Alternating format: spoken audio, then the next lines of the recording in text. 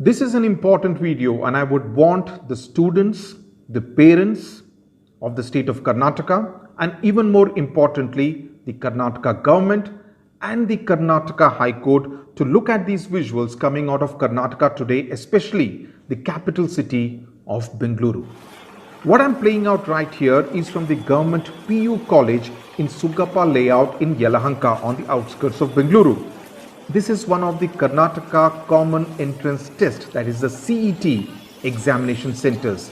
This video has been put out on Twitter by a person called Ayush. The pictures tell you the story. If this is how the Karnataka Examinations Authority defines social distancing at an examination center, I can tell you, even God cannot save the students of Karnataka. Look at this scene from Kolar. This visual has been tweeted by multiple handles. What it shows is complete administrative failure.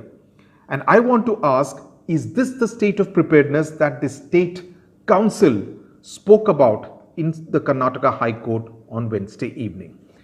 If the government thinks these are just random pictures from a few examination centers, wait, there is more. Look at these visuals.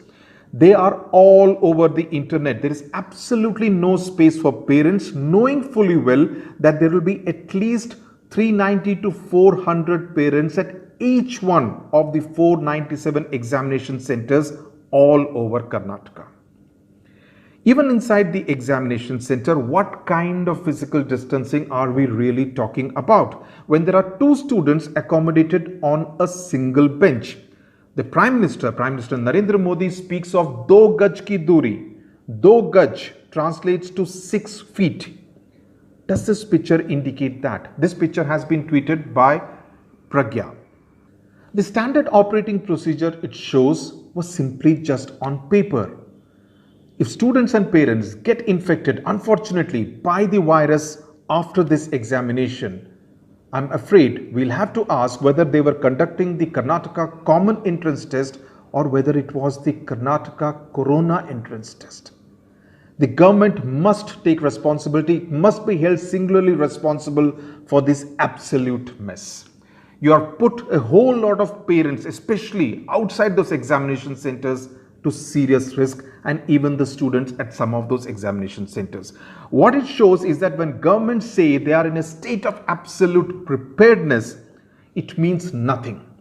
Unfortunately, it means absolutely nothing. And if similar promises are made when petitions are filed in the Supreme Court seeking postponement of the JEE and Neet in the month of September 2020, the petitioners should make sure that the judges of the Supreme Court get to see these visuals coming out of Karnataka. They must.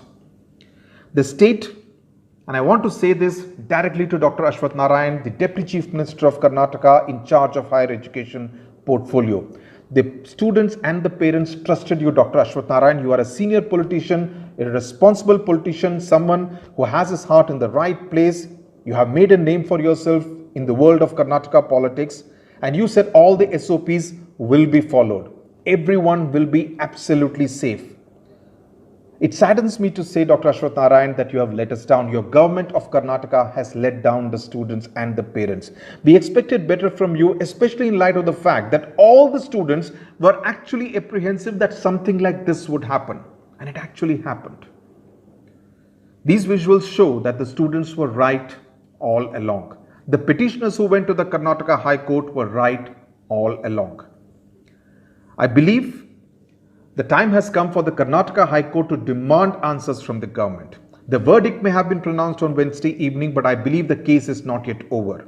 The advocates who filed the petitions in the Karnataka High Court must go back to the Karnataka High Court and ensure that Justice Arvind Kumar and Justice M.I. Arun get to see these visuals.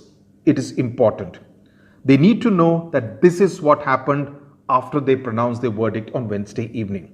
Because what has happened today is that a whole lot of people have been put to unnecessary and serious health risk. This is simply not on, I believe, and it is irresponsible behavior. And I can only pray and hope that July 31, the second day of the CET, will see better arrangements made by the government of Karnataka. Thank you very much for watching.